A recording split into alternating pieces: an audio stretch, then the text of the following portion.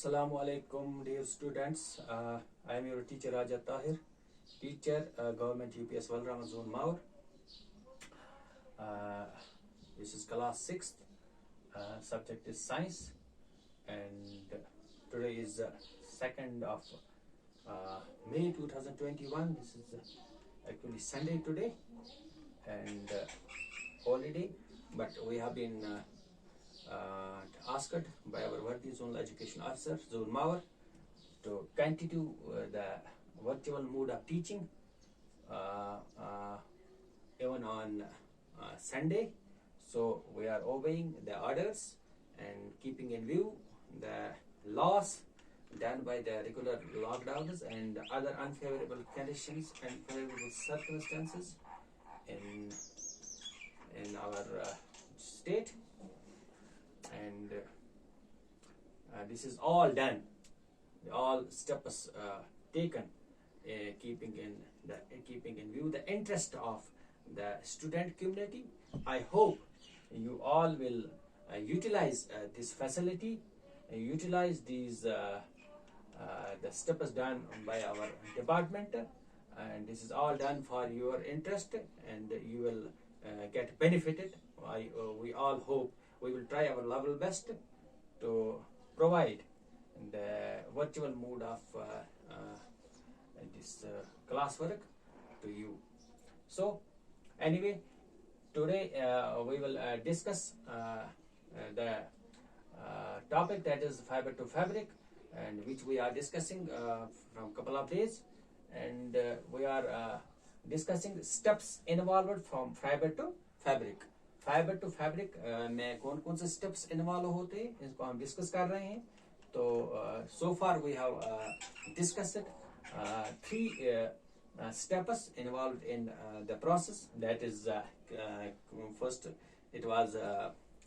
generating the fiber generation, and then it was cleaning. Second step is cleaning, and third one is combing or carding. तो 3 steps हमने कल इसको discuss किया. तो एक तो हमने किया फाइबर जनरेशन में मैंने आपको बताया कि फाइबर जनरेशन में हम फाइबर जनरेट करते हैं. तो जैसे कि आपको वूल का फाइबर चाहिए, तो उसके लिए हमें वूल, तो हमें पता है वूल हमें एनिमल से मिलता है. इसमें शीप आता है, याक आता है, या बाकी जानवर है. इनको हमें रेयर करना है, इनको हमने पालना है बड़े लेवल पे, ताकि हम इनसे ये वूल गेन कर सकें. तो उसको हम फाइबर जनरेशन कहते हैं. तो अगर आपको सिल्क का फाइबर चाहिए, तो उसके लिए हमें सिल्क वर्म्स को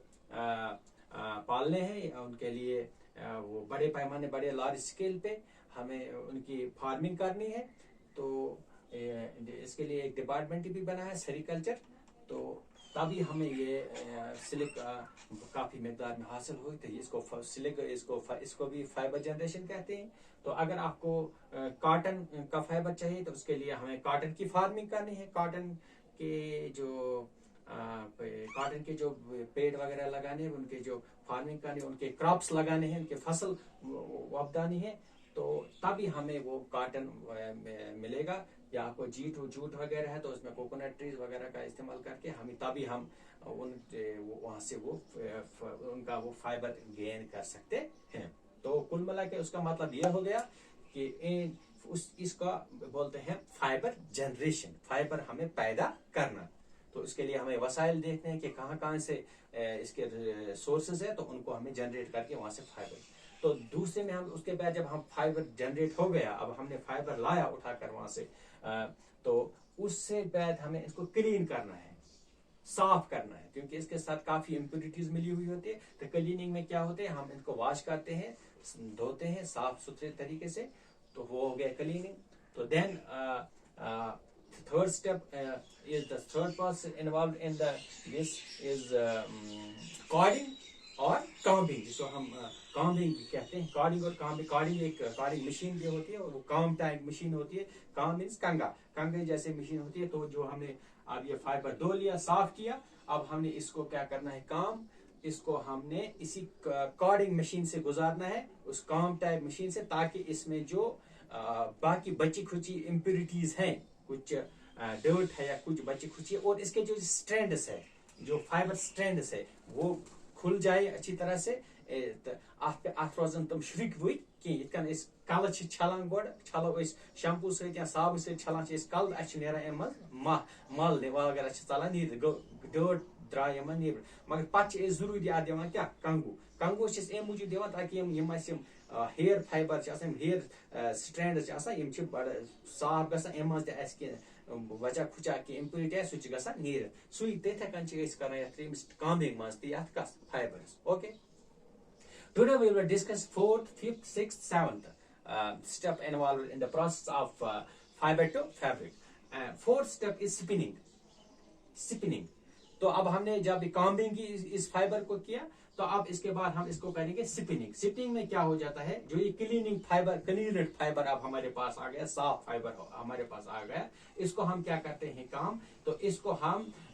पुल ड्रॉन इनटू ट्विस्ट इसको हम ट्विस्ट करते हैं अच्छे वुठी दिवान इसका वुचनी दिन लकटे स्ट्रेन जुड़ित वुचनी दी अ जीज पंदाव बनाने तो तुम वुचमत अक्सर तुम बुजुर्ग वुचमत वंदस मज तम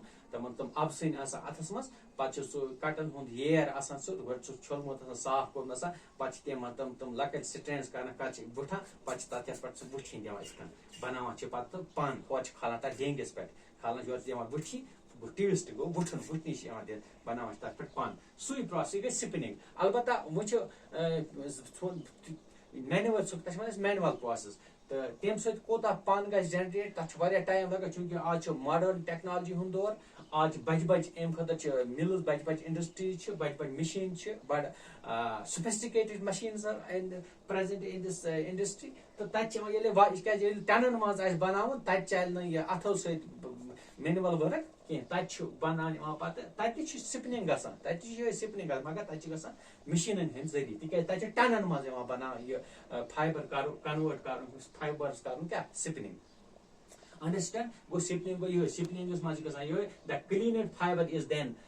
spin pull down drawn and twisted into yarn and this process is called spinning at process ch wana is spinning yat maz fiber ch ana pat ye impact zech panda emas ka banavne vuthi pat vuthi di pat jama karne at wana is spinning okay then we will move towards 5th step involved in this process that's texturing at pat byak step ch pat texturing kya ch texturing maz ka sakam texturing maz chu yus yim spinning pat yus pan draw pan pan डेंग बने हम करान यार twisted heat throw पास कर heat दिन heat पे यका क्या कर ठंड बे क्या कर गो कस्म ब्या टेक्सचरिंग एड टेक्सचरिंग एड अत मन high velocity of air go machine मज त्रा अत हवा दिन जबरदस्त तेज हवा अत दिन तो तम सात हीट दिन गो दो कस्म टेक्सचरिंग गई हीट टेक्सचरिंग ब्या गई एयर टेक्सचरिंग अम सम पनस वुठिन दिम स्पिनिंग दौरान वुठिन दिम तो यह वुठ ये पन जल त्रा अत गि वार वापस खस अत वार कह तो बे शाइनिंग खसान तो बे मजबूत गसान गई स्पिनिंग गई texturing then it is sizing um पे ये टेक्सचरिंग मज फाइबर द्राव पन बन द्राव अम पे साइजिंग मज कर साइजिंग मज वुचने अत मज अत रलान कुछ पॉलीविनाइल अल्कोहल केमिकल्स कह इस्तेमाल गसान या पॉली एक्रेलिक एसिड या सेलुलोज कार्बोहाइड्रेट इस्तेमाल गसान या स्टार्च इस्तेमाल गसान कम खतर इस्तेमाल करना अम सम पन गसान मजबूत क्या मजबूत बे शाइन वगैरह खसान बे मेन चीज चीज वुचने साइजिंग मज कि टुक्र मा पन चूंकि अम पे पनस गसन कोत वाइंडिंग खतर लिहाजा वुचने बड़ स्ट्रेंड वुचने अगर जीच पंदाव अगर कह ेम पंदाव सह अलग काड़ने अत साइज बनाने बाज बार बड़ बड़ डेंग अत बनाने कत मज अत साइजिंग मज साइज हिसाब बनाने पन बड़ बड़ पन डेंग बनाने ब्रेकेज बगैर छिन्न बगैर टुक्र बगैर गो अत गई साइजिंग अम पे ब्या स्टेप वाइंडिंग ये साइजिंग मज फाइबर द्राव अम पे गसान कत मज वाइंडिंग मज وہ یارن ییٚلہِ یہِ درٛاو ییٚلہِ پن درٛاو ییٚمہِ جایہِ اوتن وۄنۍ گٔے اتھ سایزِنگ تہِ وۄنۍ ووتنو یہِ کتھ منٛز واینڈنگ منٛز واینڈنگ منٛز کیٛاہ چھِ گژھان کٲم واینڈنگ منٛز چھِ کران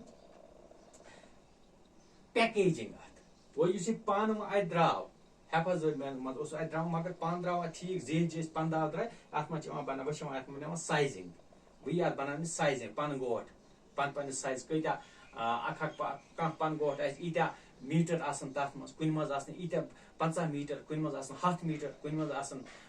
10 میٖٹر کُنہِ منٛز آسان 20 میٖٹر یہِ گٔے سایزِنگ اتھ یِوان کرنہِ سایزِنگ کٕمن اتھ پنس یِوان کرنہِ پنُن سایز تہٕ بہٕ چھُ پتہٕ پننہِ سایزٕ حساب یہِ ضروٗرت پیوان تِکیازِ ییٚلہِ تُہۍ دُکانس پٮ۪ٹھ گٔژھِو یہِ چھُ آسان اَمہِ ساتہٕ چھُ آسان ریڈی یہِ پن کمہِ خٲطرٕ فیبرِک بناونہٕ خٲطرٕ کتھ واینڈنگ ییٚلہِ گٔے واینڈنگ ییٚلہِ أسۍ کران چھِ ییٚلہِ اَسہِ سیوٗٹیبل پیکیج بنٲے گوٚو امیُک مطلب گوٚو وۄنۍ چھُ یہِ پن بالکل یہِ فایبر چھُ ریڈی بالکل کمہِ خٲطرٕ فیبرِک بناونہٕ خٲطرٕ یعنی کہِ پلو بناونہٕ خٲطرٕ چھُ وۄنۍ کپرٕ بناونہٕ خٲطرٕ چھُ وۄنۍ ریڈی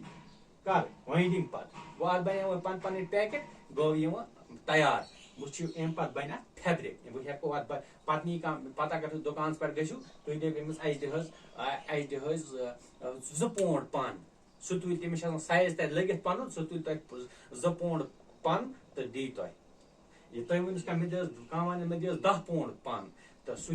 دی یکدم تٔمِس چھِ پتہ اتھ چھِ سایز پن کانٛہہ پیکٹس آسہِ نیبرٕ کِنۍ لیکھِتھ سایز اتھ ہسا چھِ ییٖتیاہ سایز منٛز یوٗتاہ سُہ تُلہِ یکدم دی سُہ پن تہٕ اَمہِ جایہِ پٮ۪ٹھ اتھ پٮ۪ٹھ کمہِ ساتہٕ چھِ ہٮ۪کان یہِ فایبر آسان اتھ پُزِشن پٮ۪ٹھ ووتمُت اتھ چھِ ہٮ۪کان وۄنۍ اتٮ۪س ہٮ۪کو اتھ فیبرِک بنٲیِتھ وۄنۍ ہٮ۪کو اتھ بنٲیِتھ یہِ ہسا یہِ کپرٕ پتہٕ ٲسۍ سُہ ویوِنگ ذٔریعہٕ بناوان یا نِٹنگ ذٔریعہٕ بناوان نِٹنگ گوٚو اگر أسۍ ونو مثال سلین سۭتۍ چھِ ونان بنیان سُہ تہِ ہٮ۪کو وۄنۍ أسۍ کٔرِتھ سُہ تہِ بنہِ پتہٕ تہِ بنہِ تتھ بنیان یا فیبرِک یا ووٗلن فیبرِک بنٮ۪س یا کانٛہہ چیٖز بنٮ۪س تہٕ اگر أسۍ ونو یا وننہٕ چھِ پتہٕ یِوان مِشیٖن سۭتۍ تہِ چھِ یِوان وننہٕ مِشیٖن کینٛہہ نِٹنگ مِشیٖنٕز تہِ چھِ ایویلیبل تمہِ سۭتۍ تہِ چھِ یِوان وننہٕ بنیان وغیرہ باقٕے چیٖز تہٕ بیاکھ پروسیس چھِ پتہٕ ویوِنگ چھِ بیاکھ ییٚمہِ ساتہٕ بیاکھ فیبرِک بناونُک بیاکھ طریٖقہٕ سُہ گوٚو پتہٕ مِشیٖنن پٮ۪ٹھ یِوان کھالنہٕ تتہِ چھِ ویوِنگ مِشیٖن آسان ییٚتہِ یہِ کپرٕ وننہٕ چھِ یِوان اتھ چھِ یِوان بناونہٕ اتھ بٔڑۍ پتہٕ کپرن ہٕنٛدۍ لٹہٕ بٔڑۍ لٹہٕ چھِ یِوان پتہٕ نیران اتہِ یہِ چھِ پتہٕ لارٕج پیمانس پٮ۪ٹھ تہِ گژھان large scale it is being done on large scale also and also on small scale scales پٮ۪ٹھ وٕچھِو تُہۍ گامن منٛز چھِ آسان کینٛہہ ہینڈلوٗم چھُ آسان تتہِ ونان سُہ گوٚو لۄکچہِ لیولہِ پٮ۪ٹھ چھِ کینٛہہ لۄکٕٹۍ مۄکٕٹۍ لوٗمٕز آسان گامن منٛز یا کُنہِ جایہِ یا شہرن منٛز لوٗم 2-3 آسان تتہِ چھِ نفر 5-6 تِمن چھِ آسان اکھ سُہ ویوِنگ سُہ لوٗم تتٮ۪س تتھ پٮ۪ٹھ تہِ چھِ تِم بناوان سُہ کپر سُہ گوٚو مگر فیکٹرین منٛز چھِ آسان پتہٕ بٔڑِس پیمانس پٮ۪ٹھ تتہِ چھِ ہتہٕ بٔڑ ساسہٕ بٔڑۍ لوٗمٕز آسان تتہِ چھِ پتہٕ نیران واریاہ مقدارس منٛز یہِ فیبرِک بٔنِتھ تہٕ پتہٕ چھُ سُہ مارکیٹس منٛز یِوان کٕننہٕ تہٕ سُہ چھُ پتہٕ اسہِ نِش واتان کپرٕچ شکلہِ منٛز تہٕ یتھ أسۍ پتہٕ مختلف قٕسمٕکۍ پلو بناوو تہٕ یہِ فیبرِک ہیٚکہِ ٲسِتھ پتہٕ یہِ ہیٚکہِ ووٗلن فیبرِک تہِ ٲسِتھ سلک فیبرِک تہِ ٲسِتھ کاٹن فیبرِک تہِ ٲسِتھ جوٗٹ فیبرِک تہِ ٲسِتھ تہٕ یہِ گوٚو یہِ ہسا واینڈنگ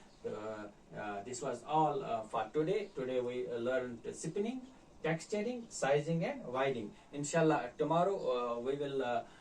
proceed onwards we will learn few other steps involved in the process of